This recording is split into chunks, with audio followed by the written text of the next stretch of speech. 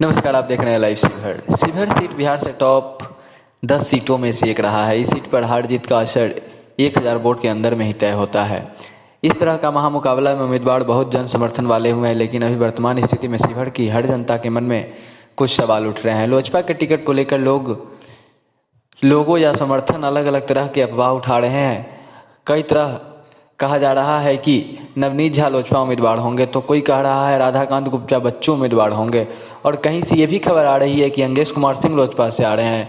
तो अगले ही पल ठाकुर रत्नाकर राणा का नाम भी चर्चा में आ जाता है। लेकिन इन सभी चर्चा के बीच लोजपा जिला अध्यक्ष विजय पांडे का भी नाम कल काफ़ी छाया रहा, लेकिन उस उठ रहे सवालों का जवाब किसी के पास नहीं है, क्योंकि सभी पार्टियों ने अपने अपने उम्मीदवारों की सूची जारी कर दी है।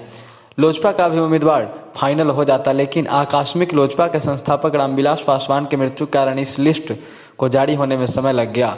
दिन प्रतिदिन नामांकन के डेट में से भी एक दिन कम होता जा रहा है। लोग यह जानना चाहते हैं कि कौन होंगे उम्मीदवार। एक नज़र डालते हैं शिवहर के 3 महारथी उम्मीदवारों पर, जिसे टिकट मिला तो शिवहर की राजनीतिक दिशा ही बदल जाएगा। पहला नाम पर चर्चा करते हैं। अगर लोजपा शिवहर से पंडित रघुनाथ झा के पुत्र नवनीत झा को टिकट दिया तो शिवहर राजद का एक ही कार्यकर्ता नवनीत झा के साथ होंगे और पंडित रघुनाथ झा के श्रद्धांजलि के रूप में अपना कीमती वोटों से विजयी बनाना चाहेंगे, क्योंकि नवनीत झा राजद के टिकट से सबसे प्रबल थे, लेकिन पार्टी नवनीत झा के साथ गद्दारी करके किसी और उम्मीदवार को मौका दिया है। वहीं दूसरा चेहरा पर बात करें, वह नाम है ठाकुर रत्नाकर राणा का।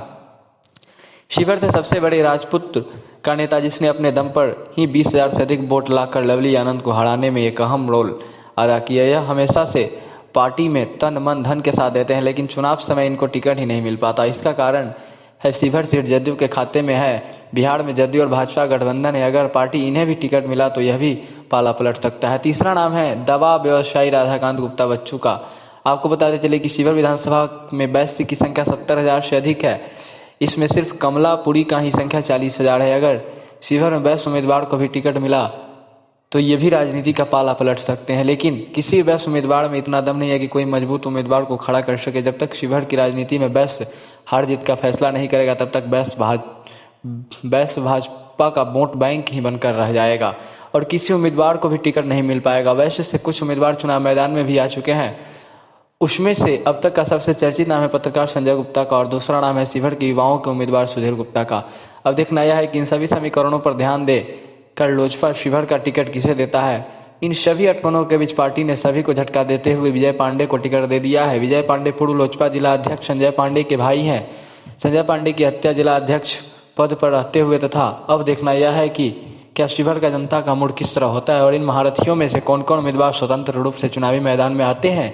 इस फैसले पर भी शिवहर की राजनीति का एक अहम फैसला दिखेगा।